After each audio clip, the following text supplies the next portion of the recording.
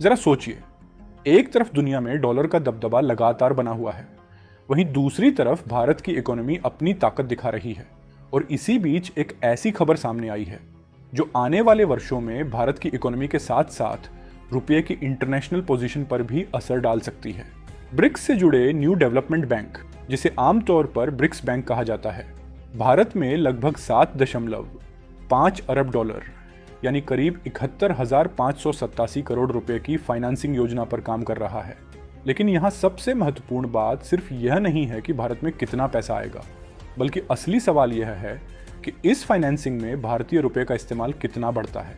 अगर international institutions भारतीय projects को रुपए में फाइनेंस करने लगते हैं तो भारतीय कंपनियों की डॉलर पर निर्भरता कुछ हद तक कम हो सकती है और करेंसी रिस्क भी कम हो सकता है।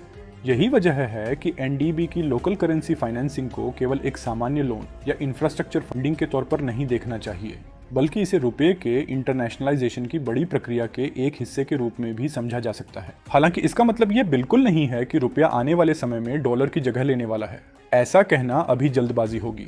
लेकिन अगर भारत के साथ इंटरनेशनल ट्रेड में रुपये का इस्तेमाल बढ़ता है, अगर फॉरेन इंस्टीट्यूशंस रुपये में फाइनेंसिंग करते हैं, अगर भारतीय फाइनेंशियल मार्केट्स और मजबूत होते हैं और भारत की इकोनॉमी लगातार अच्छी ग्रोथ बनाए रखती है, तो रुपये का इंटरनेशनल फुटप्रिंट धीरे धीरे बढ़ सकता है।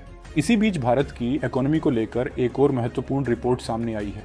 एसबीआई रिसर्च ने भारत की इकोनॉमिक ग्रोथ को लेकर मजबूत आउटलुक दिया है और करीब 8% रियल जीडीपी ग्रोथ का अनुमान सामने रखा है। हालांकि यह कोई गारंटी नहीं है, बल्कि एक इकोनॉमिक असेसमेंट है, क्योंकि actual growth global economy, oil prices, exports, domestic consumption, private investment और जियोपॉलिटिकल सिचुएशन जैसी कई चीजों पर निर्भर करेगी। फिर भी अगर भारत आने वाले वर्षों में मजबूत इकोनॉमिक ग्रोथ बनाए रखता है तो इसका फायदा केवल जीडीपी के आंकड़ों तक सीमित नहीं रहेगा। इससे इंफ्रास्ट्रक्चर इन्वेस्टमेंट बढ़ सकता है, मैन्युफैक्चरिंग को मजबूती मिल सकती है, एम्प्लॉयमेंट और सप्लाई चेन्स मजबूत हो सकती है और भारत इंटरनेशनल इन्वेस्टर्स के लिए और ज्यादा अट्रैक्टिव डेस्टिनेशन बन सकता है। अब इसी कहानी का तीसरा और बेहद महत्वपूर्ण हिस्सा अमेरिका की ड्रोन पॉलिसी से जुड़ा है।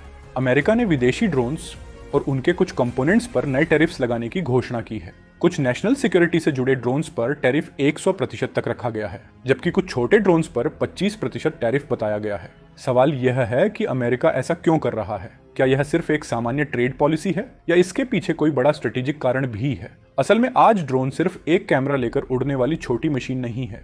आधुनिक ड्रोन सर्वेलेंस कर सकते हैं, रिकॉनेसेंस कर सकते हैं, टारगेट आइडेंटिफाई कर सकते हैं और युद्ध के मैदान में कम लागत के साथ महत्वपूर्ण स्ट्रेटेजिक एडवांटेज दे सकते हैं। यूक्रेन वॉर ने पूरी दुनिया को दिखाया है कि छोटे और रिलेटिवली सस्ते ड्रोन्स भी मॉडर्न वॉरफेयर को कितनी तेजी से बदल सकते हैं।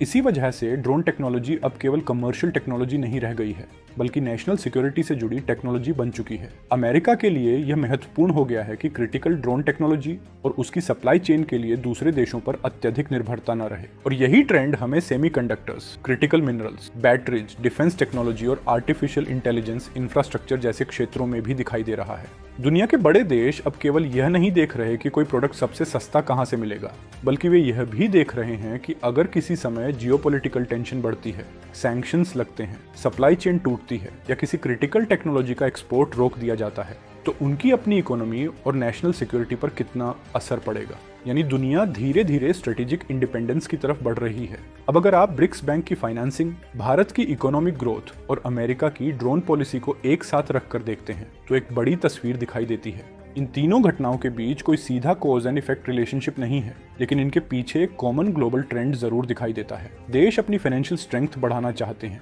अपनी क्रिटिकल सप्लाई चेन्स को सुरक्षित करना चाहते हैं, स्ट्रेटेजिक टेक्नोलॉजीज पर ज्यादा कंट्रोल चाहते हैं और दूसरे देशों पर अपनी इकोनॉमिक डिपेंडेंसी को कम करना चाहते हैं। और यही भारत के लिए सबसे बड़ा अपॉर्चुनिटी भी है। भारत के पास एक विशाल डोमेस्टिक मार्केट है, तेजी से बढ़ती इकोनॉमी है, बड़ा इंफ्रास्ट्रक्चर रिक्वायरमेंट है और एक बड़ी वर्कफोर्स है। लेकिन केवल मार्केट होना पर्याप्त नहीं है। भारत को मैन्युफैक्चरिंग में अपनी क्षमता बढ़ानी होगी, टेक्नोलॉजी में मजबूत होना होगा, सेमीकंडक्टर्स और डिफेंस सिस्टम्स में आत्मनिर्भरता बढ़ानी होगी, ड्रोन टेक्नोलॉजी में अपनी कैपेबिलिटी विकसित करनी होगी और अपने फाइनेंशियल सिस्टम को इतना मजबूत बनाना होगा कि रुपये का इंटरनेशनल यूज धीरे धीरे बढ़ सके। अगर भारत इन क्षेत्रों में एक साथ आगे बढ़ता है तो आने वाले वर्षों में भारत की ताकत केवल जीडीपी के आंकड़ों में दिखाई नहीं देगी, बल्कि global supply chains, technology, finance और जियोपॉलिटिक्स में भी दिखाई दे सकती है। लेकिन इसका दूसरा पहलू भी है।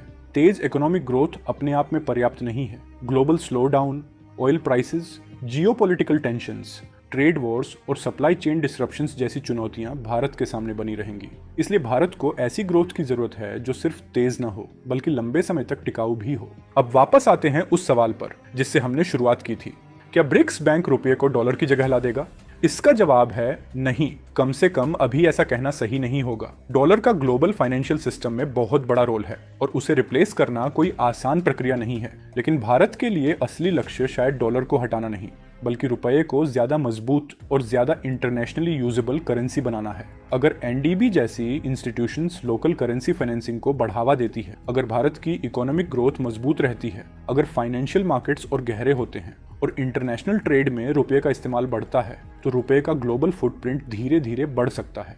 और अमेरिका की ड्रोन पॉलिसी हमें यह बताती है कि आने वाली दुनिया में सिर्फ फाइनेंशियल पावर ही महत्वपूर्ण नहीं होगी। Technology, manufacturing capacity, critical supply chains, defence capability और स्ट्रेटेजिक ऑटोनॉमी भी उतनी ही महत्वपूर्ण होंगी। इसलिए ब्रिक्स बैंक की फाइनेंसिंग, भारत की इकोनॉमिक ग्रोथ और अमेरिका की ड्रोन पॉलिसी को अगर एक ब्रॉडर ग्लोबल ट्रेंड के रूप में देखें तो कहानी काफी स्पष्ट हो जाती है। दुनिया एक ऐसी व्यवस्था की तरफ बढ़ रही है जहां देश अपनी इकोनॉमिक और स्ट्रेटेजिक डिपेंडेंसीज को कम करना चाहते हैं और अपनी क्रिटिकल कैपेबिलिटीज को मजबूत करना चाहते हैं। भारत के लिए यह चुनौती भी है और बहुत बड़ा अवसर भी। अगर भारत अपनी इकोनॉमिक ग्रोथ को manufacturing, technology, infrastructure, defence capability और फाइनेंशियल स्ट्रेंथ में बदल पाता है तो आने वाले समय में भारत की भूमिका केवल एक बड़ी इकोनॉमी के रूप में नहीं होगी बल्कि global financial system, international supply chains, advance technology और जियोपॉलिटिक्स में भी भारत की आवाज और ज्यादा मजबूत हो सकती है। अब सवाल आपसे है, क्या आपको लगता है कि आने वाले वर्षों में भारतीय रुपया इंटरनेशनल ट्रेड में आज की तुलना में कहीं ज्यादा महत्वपूर्ण भूमिका निभा सकता है? अपनी राय कमेंट में जरूर बताइए। अगर आपको ऐसी ही खबरों के पीछे छिपी पूरी कहानी आसान भाषा में समझना पसंद है तो GK+ दृष्टि को सब्सक्राइब जरूर कीजिए, क्योंकि यहाँ हम सिर्फ हेडलाइन नहीं पढ़ते बल्कि हेडलाइन के पीछे छिपी पूरी कहानी समझते हैं। मैं मिलता हूँ आपसे अगली महत्वपूर्ण खबर में। जय हिंद।